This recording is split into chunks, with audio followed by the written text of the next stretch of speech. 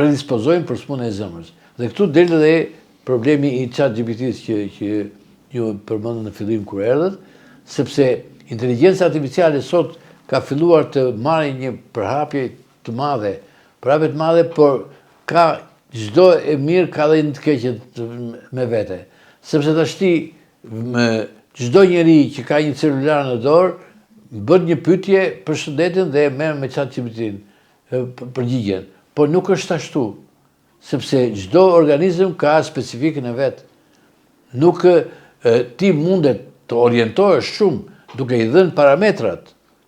Po parametrat do t'i kesh të përcaktuara, për shembull laboratorin, një EKG, një matjen e peshës, matjen e cirkumferencës së barkut, për të parë ka sindrom metabolik, ka mbi peshë apo jo, dhe duke i dhënë ChatGPT-s, duke i dhënë këto tregues të analizave dhe të ekzaminimit klinik, ti mund t'i bësh pyetje dhe ai të orientojë. Po ai nuk mund të decizojë, të zvendësojë mjekun. Është gabim. Për mendimin tim është gabim. Nuk mundet të zvendësoj gjykimin mjekësor që mund të bëj unë, që kam 60 vjetë që punoj me smur, duke pasur një përvojë të madhe dhe duke përfituar dhe nga arritjet e mëdha të shkencës mjekësore, se nuk është shkencë mjekësore vetëm stetoskopi, po janë gjithë ato ekzaminimet që i kemi dëgjuar me eko, me radiografit, me skaneret, me rezonancë magnetike, me analizat laboratorike të thelluara, e duke i kombinuar këto, duke përballur edhe me ekzaminimin klinik të smurit, ti mund të jesh më objektiv në vlerësimin e tij. Prandaj duhet përdorur për të orientuar, por aman nuk duhet menduar se ajo ky është mendimi im, mund mos jem i sakt, por sepse është dhe punë brezash, por unë i besoj duke e marrë si ndihmës, jo si decisiv të dhënat e ChatGPT-s për të vendosur diagnozën ose dhe mënyrën e mjekimit. Ka hyrë inteligjenca artificiale në mjekimet për zemër? Aparaturat mund të them tashti që ne jemi në fillimet. Ne duke e krahasuar me kur kanë filluar unë punën, ka një revolucion në pajisjet mjekësore, në qendër hospitalore ku kam punuar unë, në reanimacion, në ekzaminimet, në koronografi, në hemodinamik, në tjera, që janë përparimet e shkencës, të cilat e kanë shfrytzuar edhe ChatGPT-n në përparimet e tyre. Domthonë, aktualisht bëhen ekzamime të tilla që të japin në dorë saktësisht diagnozën dhe mënyrën e mjekimit, e cila gjithnjë më shumë përparon. Dhe ka rezultate spektakolare. Ndaj është rritur dhe ajo mosha mesatare që thashun, sepse e kap të kohë dhe mjekon me eficiencë, me efektivitet, mjekon edhe dëmin që të ka shkaktuar mënyra e jetesës dhe mënyra e faktorëve të rrezikut që ne kemi. Doktor, po për sa i përket sinjaleve që jep zemra para një sulmi zemre, ta dallojë një shtrëngim për shembull muskulor, ndoshta nga një shtrëngim zemre. Kjo është pyetje që i bëhet me të drejtë, por ka mjeku mund të orientojë pyetjet për shembull. Për shembull, unë po ta bëj një gjë konkrete, i thosh, ka një dhimbje gjoksi, që është shenja e parë e një sulmi në zemër, dhimbje gjoksi. Në qoftë se dhimbja e gjoksit, duke pyetur, thotë që është shfaqur në sforcime sipër, atëherë kur çrregullohet nevoja për oksigjen e zemrës nga mundësia që ka koronaria për ta furnizuar me gjak, atëherë shfaqja e kësaj dhimbje në sforcime sipër është një shenjë që duhet të na bëjë të mendojmë se mund të ekzistojë një ngushtim i enës gjakut, një pararendës të sulmit në zemër. Atëherë çfarë bëjmë ne? Ne bëjmë që i themi të smurit që bëj provën e biçikletës, bëj provën ushtrimore dhe ajo do të zbuloj ndryshimet në elektrokardiogram në kohën e sforcimit. Për shembull, unë e pyes të smurin, ty të shtohet dhimbja për shembull e gjoksit kur merr frymë thellë, për shembull, një pyetje. Kjo është një pyetje që i bëhet në vizitë sipër. Në qoftë se ai thot po, ndikohet, më shtohet dhimbja, unë qetësohem. Unë si mjek qetësohem, sepse dhimbja brenda zemrës, nga koronar, nga sulmi i zemrës, nuk ndikohet nga frymëmarrja.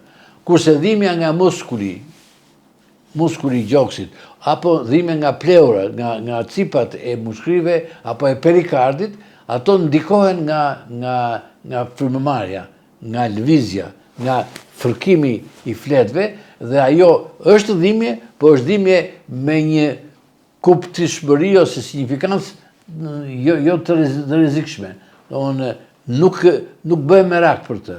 Ajo kalon me një paracetamol, kurse dhimbja e zemrës që është ajo që thamë përpara, ajo do mjekime të tjera dhe do shtrim në spital. Pra, edhe nëpërmjet pyetjes, ti mund të orientohesh se çfarë natyre ka dhimbja dhe nuk është ajo e mjaftueshme me pyetje.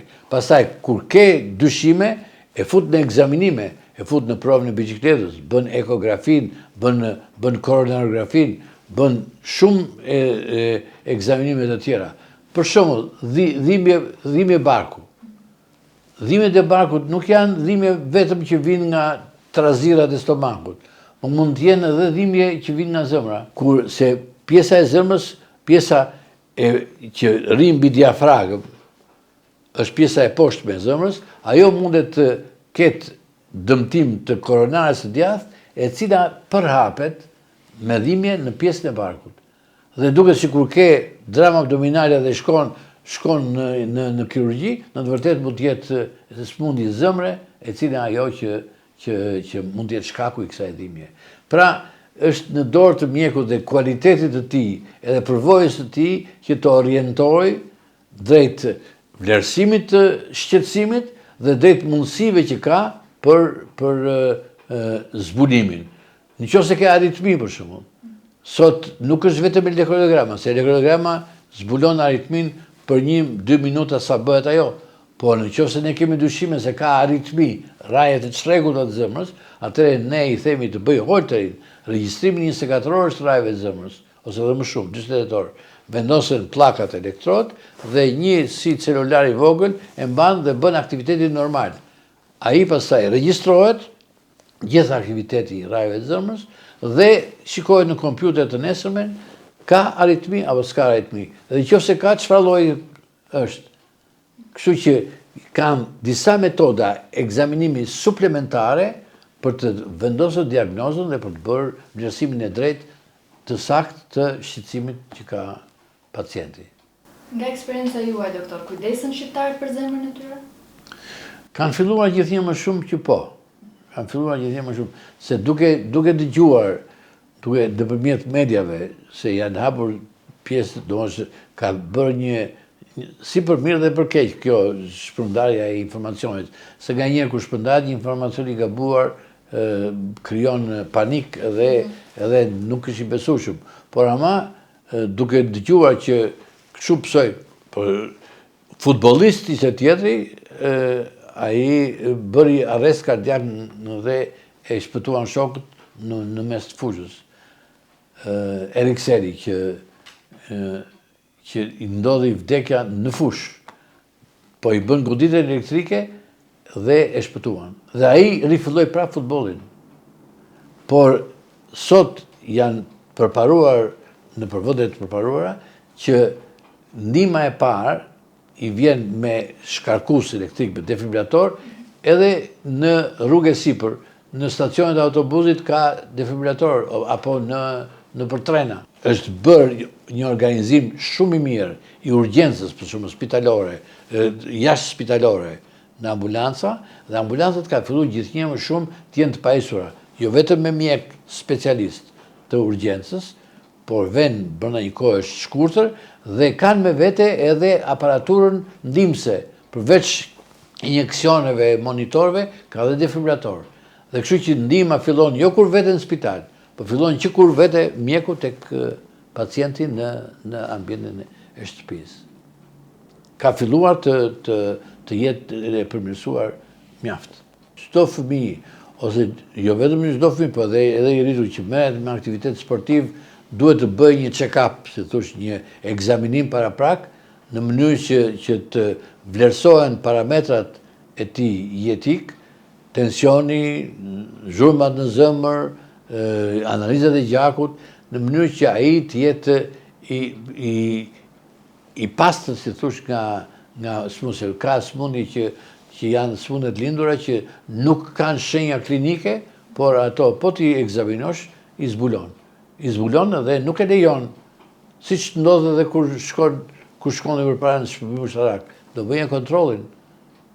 Po ashtu, aq më tepër tash tek akademitë e fëmijëve që shkojnë në për ambiente sportive, ata siguro, sikurse dhe sportistët, kanë një ekzaminim paraprak vlerësues të gjendjes së tyre fizike të gjithë organizmit. Ndërkohë për popullatën e thjeshtë, sa të shpeshta duhet jenë vizitat? Check-upi thash që fillon në ashtu, një herë në vit njeriu duhet të kontrollojë. Një herë në vit.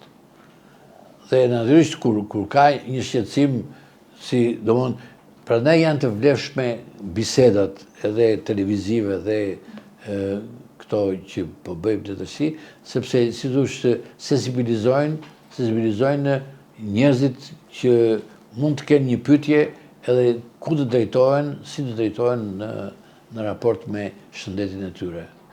Pjesa më e rëndësishme është, si thosh, kujdesi për të bërë një jetë të shëndetshme, e cila përfshin mënyrën e jetesës, mënyrën e aktivitetit fizik, marrjen me sport, mënyrën e ushqyerjes, që me ushqime gjithnjë e më pak të dëmshme, jo me ushqime me tepri, për ndalimi totalisht i duhanit, kufizimi në maksimumi i alkoolit, i këtyre faktorëve të rrezikut, pra të bëjë një jetë shëndetshme duke alternuar aktivitetin e punës me aktivitetin rekreativ, fizik, sportiv, në mënyrë që të bëjë një jetë shëndetshme. Unë, për shembull, një arritje në kujdesin tim për shëndetin është lënia e duhanit, numër 1. Edhe kam pirë shumë duhan, kam pirë duhan në punë e sipër, në aktivitetin punës, por e kam lënë duhanin sepse e pash që më dëmtonte jo vetëm mushkrit, por edhe pjesët e tjera në zemër, dhe 50 vjetë të tëra, unë nuk e kam futur në gojë, si u thashë në fillim, jo vetëm që nuk kam pirë vetë duhan, por nuk kam lejuar asë njeri që të pirë duhan në ambientet ku unë jetoj dhe punoj. Kjo është një sukses. Nuk kam përpara në mosh më të re, merresha me sport në mënyrë të rregullt fare. Dhe një kohë gjatë kam lëvizur me biçikletë. Aktivitet fizik, tash me kalimin e moshës, ai është i reduktuar, mundohem, po jo gjithmonë, që të bëj ecje të rregullta sikurse. Pra, ato rekomandime që ju thash juve, jam munduar të zbatoj edhe vetë, peshën nuk e kam realizuar siç duhet. Kam mbi peshë, po nuk është e kollajt shumë. Megjithse përpiqem, domethënë. Dhe kjo është e përmbledhura, duke u munduar që të jesh edhe i qetë dhe të jesh në punë e sipër, që të mos përtosh të ngrihesh, të mos përtosh të dalësh nga shtëpia, të dalësh që të jesh i dobishëm edhe për të tjerët, po edhe për shëndetin tënd.